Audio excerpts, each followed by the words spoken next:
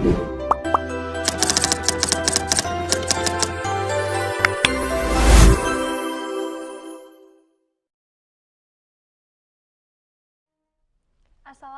warahmatullahi wabarakatuh. Alhamdulillah berbahagia sekali ya Teh, kita kembali lagi di Sentuhan Kolbu Anda di Hati. Bahagia banget, pakai banget ya. Alhamdulillah ya Teh. Ya rasa syukurnya. Nah gini Teh, sebenarnya aku tuh lagi nggak klop nih sama teman aku.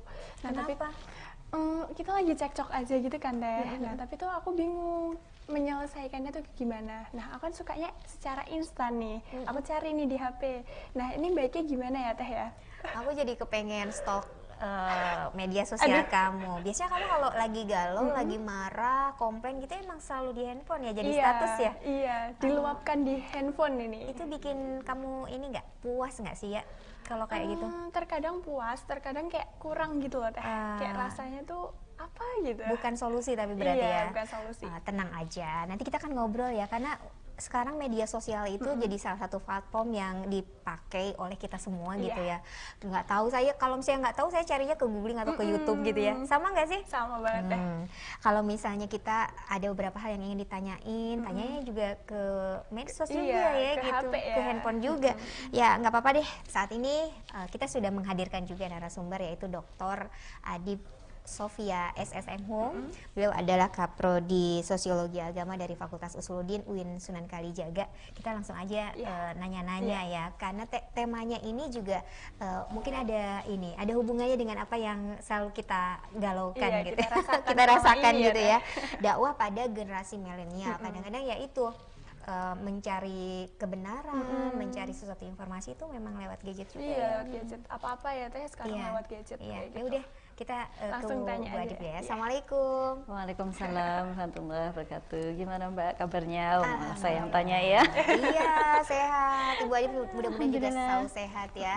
Kuliah ini masih sehat. tetap daring ya? Iya, masih daring. Ini sudah masuk semester baru ya. Oh, udah masuk semester baru. Iya, semester kan ada terus Mbak. Semester biasa, semester pendek, semester biasa lagi. Oh, jadi gitu, nggak nggak ada berhenti liburan? kita. Nggak ada libur. ya.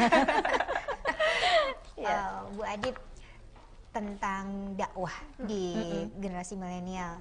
Ya walaupun generasi kita akan rada sedikit berbeda lagi, tapi memang sekarang juga yang generasi lama ya patokannya memang lebih ke gadget, handphone gitu ya.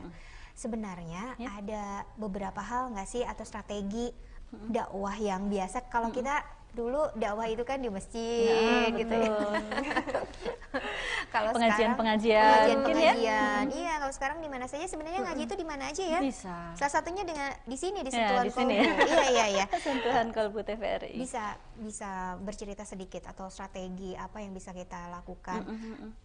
Sebagai generasi milenial misalnya bisa menjadi ambil bagian juga bahwa gadget itu bukan hanya untuk mengeluarkan unek-unek dan sebagainya. Silakan Bu Adib bisa menjelaskan. Iya, baik. Terima kasih ya kesempatannya ini. Jadi kalau kita bicara tentang generasi milenial, itu sudah benar ngomongnya generasi milenial, karena banyak orang salah kaprah, selalu mengatakannya ini era milenial kan gitu ya. Iya. Padahal sebetulnya yang dimaksud adalah era ya atau masa pada saat generasi milenial ini sedang banyak eksis. Iya ya, dirajai milenial. Kan sering kan kalau kita lihat di pamflet-pamflet itu era milenial. Ya, sebetulnya kita perlu mendudukkan bahwa ini yang dimaksud adalah generasi milenial. Eranya era apa? Era digital. Era digital, era virtual dan sebagainya. Nah, kita perlu pahami bahwa banyak pakar sudah membagi generasi-generasi yang sekarang ini hidup. Ya. Misalnya yang lahir pada tahun 1920-an sampai 45-an. Itu biasa disebut dengan generasi silent. Ya. Generasi silent itu ketika pada saat itu banyak terjadi peperangan, ya, sebuah negara dikuasai oleh negara yang lainnya, ya, sehingga mereka ini orang-orangnya konservatif. Ini nanti beda Mbak, ketika kita bicara tentang strategi dakwah kan, semuanya ini hidup di era sekarang, tapi setiap generasi memiliki kekhasan. Nah di bawah itu ada generasi namanya generasi baby boomers, ya, yaitu ketika terjadi ledakan kelahiran, sehingga orangnya tiba-tiba jadi banyak aja. Nah di tengah orangnya jadi banyak itu mau nggak mau mereka menjadi generasi yang kompetitif. Makanya ada KB waktu itu ya. Nah, ada KB ya. Wah ini orangnya banyak nih. Kalau aku nggak bisa kompetisi, nggak bisa memainkan dunia ini kan gitu. Betul. Akhirnya mereka terlahir menjadi generasi yang sangat fastabikul khairat kalau bahasa Islamnya ya. Iya. Berlomba-lomba dalam kebaikan. Mereka kemudian suka kan generasi-generasi tua kita tuh pokoknya harus berprestasi ya. Pokoknya kamu harus jadi nomor 1. Kalau nggak nomor 1 awas kan itu ya. Kadang-kadang kompetisinya luar biasa ya. Betul, harus berkompetisi. Itu berarti itu kalau sekarang masih ada peninggalan-peninggalan generasi baby boomers. Lalu masuk pada generasi X sekarang ini ya. Generasi X itu adalah generasi antara ya. Jadi dia menguasai alam, lingkungan sosial seperti generasi baby boomers, tapi juga sudah mulai teknologi masuk. Jadi dia sudah mengenal komputer tapi belum canggih-canggih amat. Ya. Jadi kadang-kadang pada generasi yang seperti ini nggak edik-edik amat terhadap HP atau terhadap gadget ya. Jadi dia bisa mengendalikan seperti itu. Jadi ini adalah generasi yang cukup baik sebetulnya kalau memang mau mengelola dirinya dengan baik, karena dia mengalami banyak era gitu era yang dengan baby boomers dia berinteraksi, dengan yang sesudahnya yang era milenial ini dia juga berinteraksi juga. Termasuk mungkin saya Teh Ocha ini kategori yang generasi ini yang X ini sudah X ya. Aman tapi berarti ada juga ilmuwan lain yang menggolongkan saya dengan Teh Ocha ini sudah golongan milenial juga ada. Jadi kita memang harus banyak referensi ya. Cuma untuk mudahnya seperti itu. Lahir sampai dengan tahun 80-an gitu. Nah, kemudian 80 sampai tahun 2000 disebut sebagai generasi Y, yang oleh orang-orang disebut sebagai generasi milenial. Nah, diantaranya seperti yang tadi Mbak Aila ya. Alia ya. Mbak Alia tadi sampaikan ya apa-apa pengen serba gadget. Nanti kita akan bicara aja deh item-item satu demi satu apa sebetulnya ciri-ciri generasi milenial. Karena kita untuk menjawab yang strategi itu harus tahu betul generasi milenial itu seperti apa. Kemudian nanti ada di bawahnya lagi setelah generasi milenial ada yang namanya generasi Z. Ya, itu yang sampai tahun 2010. Nah, di bawah generasi Z orang ngasih nama juga kan, yang namanya ilmuwan tuh memang pada ngasih nama-nama itu ya, klasifikasi, kriteria, karakter gitu. Namanya generasi alpha. Nah, alpha itu sampai sekarang mungkin belum ada 10 tahunan. Dan belum teridentifikasi mereka karakternya seperti apa. Belum banyak risetnya ya. Nah, mereka sejak lahir sudah kenal sama gadget ya. Kemarin saya antri dokter, bapaknya pegang gadget, ibunya pegang gadget, anaknya baru masih, kalau saya mengiranya dia masih bayi lah, sudah ketawa-ketawa sendiri pakai gadget. Nah, itu generasi alpha. Jadi dia mungkin untuk melihat fokusnya saja susah, tapi dia mungkin lihat gambarnya ceria-ceria ketawa-ketawa sendiri. Dalam antrian dokter seperti itu. Jadi semuanya memang sudah gadget addict di dalam keluarga yang saya amati di antrian dokter itu. Dan itu nggak di antrian dokter itu saja, di banyak tempat bisa kita lihat seperti itu. Jadi bapak ibunya mungkin generasi milenial, anaknya itu sudah generasi alpha. Nah, setiap generasi ini kita punya strategi dakwah yang berbeda-beda. Sebelum dakwah meluas juga ada pola asuh juga ya. Pola asuh di dalam keluarga, betul. Ini seperti Alia tadi ya, ada beberapa hal yang mencari solusinya lewat gadget. Iya, lewat gadget ya. Itu bisa menjadi solusi terbaik atau atau sebaiknya seperti apa? Iya. Ya itu tadi, ciri-ciri milenial yang pertama adalah instan ya. Instan. Instan bukan berarti makan apa-apa instan saja. Tapi mencari informasi juga instan dia itu. Apa juga bisa dipengaruhi karena tadi makanan apa-apa banyak yang instan gitu. Itu bisa berpengaruh nggak sih? Belum membaca riset tentang itu. Belum ada riset tentang itu saya ya. belum baca, mungkin ada ya, tetapi instan dalam hal ini adalah dia mencari informasi itu apa-apa serba instan. Dan suka dibilang generasi mecin, coba bayangkan. Di generasi mecin. Jadi kalau misalnya diminta membaca buku, ini loh bukunya, nggak mau dia mencari apa yang ada di internet yang sudah menjadi ringkasan dari buku itu. Lebih simpel. Lebih simpel. Ya. Mau nonton film lihat dulu resensinya ya. Ini bagus nggak ya? Lihat dulu resensinya. Serba instan. Dia mau ingin serba cepat, efisien, anti ribet. Iya, betul. Intinya anti ribet, nggak mau ribet. Nah, akibatnya itu tadi, kalau kemudian masuknya cepat, keluarnya juga cepat kan, nggak mendalam. Karena dalam metode pembelajaran kan itu perlu masuk dulu ke kepala, baru kemudian dia memahami bagaimana caranya menjadi master kan, ada banyak langkahnya. Kalau masuknya cepat, keluarnya juga pasti cepat ya. Selesai dia mengerjakan persoalan, ya sudah. Itu tadi ilmunya sudah lewat lagi seperti itu. Saking kita ini seperti air bah, masuk informasi begitu cepat di dalam kepala kita. Nah, tapi mempunyai keunggulan juga kan, misalnya multitasking. Orang milenial kan multitasking ya. Anda sambil nge-zoom bisa sambil ngerjakan tugas, sambil sambil diskusi dengan grup WA yang banyak sekali pun bisa ya. Jangan Ini sampai. WA apa, WA apa, WA apa, Tapi multitasking. jangan sampai gini kuliah daring terus tidur. Terus nonton drama jangan ya. Tapi multitasking juga tuh kata Iya, Bu multitasking. Adip ya. Iya. Nah, akibatnya dari multitasking ini, dia ada waktu yang bekerja serius itu, ada waktu juga yang bersantai. Sehingga ada orang memandang bahwa negatifnya generasi milenial itu kelihatan lazy gitu loh. Karena mereka punya waktu untuk ngegame, punya waktu untuk nonton drakor ya, punya waktu untuk nonton video dan sebagainya, Atau sosialisasi atau lewat medsos ya. medsos, Kenapa kemudian generasi ini menjadi sepertinya lazy gitu?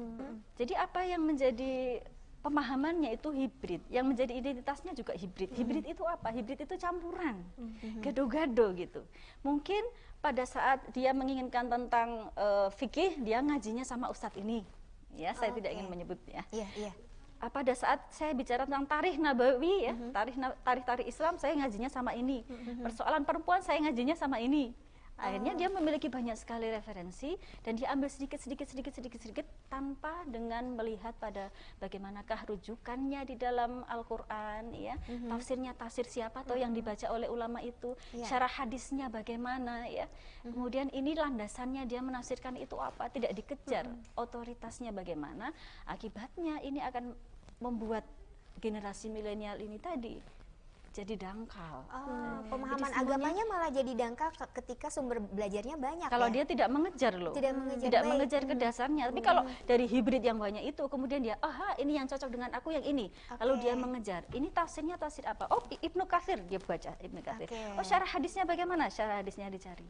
Ya, lalu dia bertanya pada orang yang memiliki otoritas keilmuan, ulama, yang memiliki pendidikan, yang memang diakui oleh masyarakat sebagai orang yang tahu.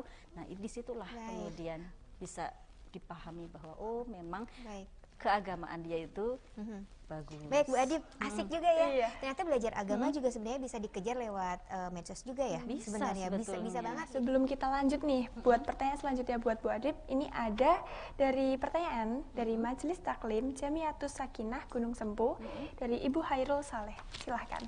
Assalamualaikum warahmatullahi wabarakatuh. Yang pertama yaitu kami ingin bertanya, bagaimana dakwah kepada orang yang bukan milenial tetapi hidup pada masa milenial. Wassalamualaikum warahmatullahi wabarakatuh. Waalaikumsalam. Nah, ini juga ada beberapa hal yang perlu dipaskan gitu ya. Generasinya bukan milenial, tapi hidupnya juga dikuasai oleh generasi milenial. ya, Ini kan juga bagian sasaran dakwah juga. Betul, Silakan iya. Bu Adip. Sebetulnya Islam atau ajaran-ajaran Islam itu kan berlaku dari dulu sejak sampai sekarang sama ya. Dalam Islam kita mengenal igtanim khamsan qabla khamsin, itu sudah sangat terkenal. Saking terkenalnya Mbak, banyak yang kemudian menganggap udah hafal ya. Apa Bu? Kok Bu, Mbak ya, Mbak. Igtanim khamsan qabla khamsin. Manfaatkan 5 perkara sebelum datang 5 perkara. Syababaka qabla haramika, itu adalah mudamu sebelum tuamu. Jadi kalau sebetulnya kita masih merasa kuat, masih merasa muda, kita lakukan hal yang positif dalam kehidupan kita. Tadi kan saya menyebut bahwa generasi milenial itu banyak dianggap generasi yang lazy. Nah, karena apa-apa serba instan, serba mudah, anti ribet. Ya. Nah, sehingga banyak waktu luangnya. Oleh karena itu, walaupun berhadapan dengan gadget, ya, itu tetap harus selalu mengkontrol dirinya. Sejauh mana saya ini sudah edik sama gadget? Nah, Anda bisa bertanya, banyak sekali indikasi-indikasi bahwa kita ini sudah edik atau belum sih? Misalnya ya, apakah ketika Mbak Ocha ya, itu ketinggalan HP, ya, apakah kemudian merasa dadidubder gitu, seolah-olah separuh dari jiwanya itu ketinggalan gitu, nggak tenang, aduh itu tadi separuh nyawa saya ketinggalan di rumah, nggak tenang, tadi ada pesan apa? Apakah ketika makan juga tidak bisa lepas dari gadget? Padahal kita punya banyak sekali aturan atau adab untuk makan, itu ditinggalkan semua dengan gadget. Apakah ketika ada pekerjaan prioritas tetap memprioritaskan pada gadget? Nah, itu kemudian adalah ciri-ciri dari Anda sudah edik pada gadget. Padahal itu adalah syababaka. Itu adalah masa muda, 17 sampai 25. Kira-kira seperti Iya, itu. tapi kalau misalnya dakwahnya kepada generasi yang bukan generasi milenial, tapi hidupnya dikuasai oleh generasi milenial, bagaimana? Mungkin Bu Adib juga sebagai seorang yang bergerak di bidang dakwah gitu, apakah punya strategi khusus untuk ibu-ibu yang generasinya tadi mungkin masuk ke generasi baby boomers? Iya. Nah itu, kemudian pada ibu-ibu yang baby boomers ya, dia memiliki pemahaman bahwa informasi apapun yang diterima di media itu benar. Persoalannya itu kalau pada udah masuk ibu WA, atau baby boomers itu tadi ya. Karena apa? Karena masa lalu dia, semua media yang diterima itu adalah benar. Oleh karena itu kita memiliki yang namanya tabayun. Ya, dalam Islam itu ada yang namanya tabayun. Tabayun itu adalah verifikasi, adalah melihat kembali apakah betul atau tidak yang disampaikan. Maka ada tahapan-tahapan tabayun. Ketika Anda mau memposting sesuatu, yang pertama dilakukan adalah tujuan kita memposting itu apa. Karena kadang-kadang ya, yang dari generasi baby boomers itu apa-apa mau diposting. Gak mau diposting, karena apa? Karena dia merasa yang namanya media itu ya otoritas. Karena pada masanya dulu TV, radio itu semuanya berotoritas. Nah kalau sekarang semuanya orang bisa memproduksi pesan dan bisa menerima pesan. Tujuannya apa? Yang kedua, lakukan verifikasi. Benar atau tidak? Tahapan-tahapan tabayun seperti itu. Benar apa tidak yang saya posting ini? Jangan-jangan tidak, maka perlu cross check di sana sini. Lalu kalau sudah dia memposting foto, captionnya bagaimana? Captionnya apakah menyakiti orang lain? Ataukah membuat iri orang lain? Ya? Ataukah seperti ria? Ataukah ada pamer di situ? Ya? Perlu diverifikasi. Dan yang terakhir adalah apakah postingan saya menunjukkan empati atau tidak. Empati juga bagian dari ajaran Islam. Ketika kita banyak sekali orang yang dalam pandemi mengalami banyak kesulitan, postingnya jalan-jalan, postingnya makan-makan, ini sangat tidak empati. Itulah yang menjadi tahapan-tahapan. Baik, tadi sudah ada Ibu Khairul Saleh, ada lagi namanya Ibu Kunto, masih dari Majelis Taklim Jamiatus Sakinah Gunung Sempul ya. Kita terima pertanyaannya, silahkan. Nama saya Ibu Kunto, ingin mengajukan pertanyaan bagaimana komunikasi yang efektif kepada generasi milenial. Sekian, wassalamualaikum warahmatullahi wabarakatuh. Waalaikumsalam warahmatullahi wabarakatuh. Saya kurang dengar nanti saya sampaikan Ibu Kunto bertanya berkaitan dengan komunikasi yang efektif untuk generasi milenial. Kalau tadi kan diingat loh captionnya seperti apa, mengandung empati atau enggak. Nah, ini komunikasi semacam apa yang bisa diramu gitu sehingga efektif pada generasi milenial. Yang pertama, generasi milenial tuh nggak suka dengan strata. Ya, misalnya dia didudukkan dengan sangat berbeda ya. Misalnya dipanggil Dek aja nggak suka loh. Generasi milenial itu, sini Dek, kok dianggap Dek sih? Emang adik siapa? Nah, mereka ingin setara. Maka orang ketika kita melakukan dakwah kepada mereka, dudukkan posisi psikologisnya sebagai orang yang setara. Ya, Mbak, gini atau Mas ya.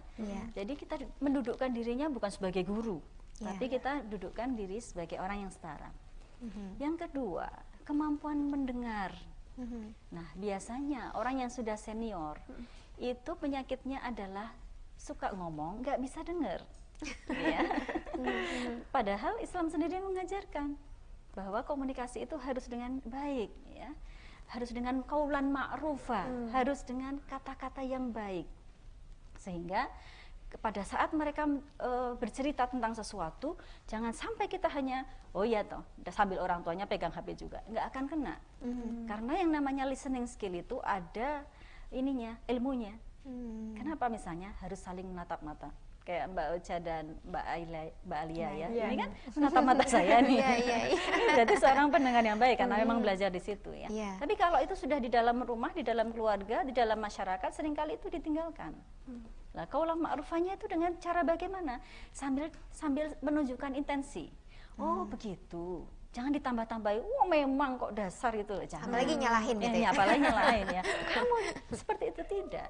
Harus dengan bahasa yang baik, ya, bahasa yang baik, ditata diksinya, Sebetulnya saya juga merasakan, tapi bagaimana kalau kita melihat dari sisi yang lain? Gitu kan jadi solusional ya bagi generasi muda. Yang ketiga, generasi milenial itu perlu diberi goalsmu itu apa? Goals itu tidak hanya kemudian goals panjang, tapi bisa goals pendek. Tahun ini apa, ya, tahun besok apa, atau bulan ini apa, bulan besok apa. Karena kalau tidak, manajemen waktunya mereka malah kacau. Ya, nanti bisa YouTuber sampai 1 minggu ya dalam judul yang sama, bersambung terus gitu. Nanti bisa lagi kalau yang berlangganan Netflix nonton film itu sampai habis gitu ya. Nah itu nggak bisa, makanya kita kemudian harus bersama mereka harus punya goals. Goals harianmu apa, goals bulananmu apa, goals tahunanmu apa, dan kita dampingi. Itu dakwah kepada generasi milenial. Kalau kita mengenalnya dari jauh bagaimana? Ya kita pas menyapa. Besok kita ketemu lagi, kamu udah gini ya, gitu aja. Ada target ya. Ada target. Besok kita jumpa lagi harus begini ya. Bu Adip, ini kan tadi kalau misalnya berbicara dengan dakwah di era di generasi milenial kan ada strateginya. Tapi kalau anak-anak generasi milenial juga ingin menjadi bagian orang yang bisa memberi dakwah, sedikit aja, bisa kan melakukan sesuatu hal yang menginspirasi mereka. Jadi jangan hanya menjadi konsumen ya, tetapi juga menjadi produsen pesan. Ya, jadi biasanya mereka ragu-ragu ya, karena saking banyaknya yang masuk. Bisa nggak sih kita keluar sampai nggak sempat belajar mengeluarkan sesuatu? Walaupun cuma 1 ayat, ayo sampaikan kebaikan-kebaikan. Dakwah amar ma'ruf nahi mungkar itu harus disampaikan, tidak harus melulu dengan ayat. Tapi yang namanya dakwah amar ma'ruf nahi mungkar itu bisa dengan contoh. Ya, bisa juga dengan ngajar TPA di teman-temannya, pemberdayaan masyarakat di sekitarnya, pemberdayaan petani, pemberdayaan nelayan, bisa banyak sekali dilakukan. Banyak hal yang bisa dilakukan. Nah, tapi walaupun cuma sebentar gitu ya, mudah-mudahan Ayah nanti juga di media sosialnya tidak hanya mengeluh, komplain, marah, nyindir, tapi tadi jangan hanya menjadi konsumen, kemudian yang diproduksi, pesan-pesan yang diproduksi itu pesan-pesan yang hujan, lapar, kan gitu nggak efektif banget. Tapi harus ada tujuannya, ya, harus ada manfaatnya, harus dengan diksi yang baik, dengan diksi yang baik. Walaupun hal kecil kita juga bisa bagikan ke teman-teman ya. Baik ya, jadi belajar lagi besok-besok nggak lagi komplain lagi ya. Nggak lagi galau besok lagi. Ketemu lagi sama Bu Adip. Bu Adip, makasih banyak untuk hari ini. Mudah-mudahan juga ini bisa memantik kita merubah kebiasaan yang biasa menggunakan medsos tidak baik menjadi baik begitu ya. Dr. Adip Sofia SSM Hum, narasumber kita di hari ini selaku Prodi Sosiologi Agama Fakultas Usuluddin UIN Suka. Mudah-mudahan kita bisa bertemu kembali. Ayah, kita harus segera pamit. Terima kasih atas kebersamaannya. Assalamualaikum warahmatullahi wabarakatuh.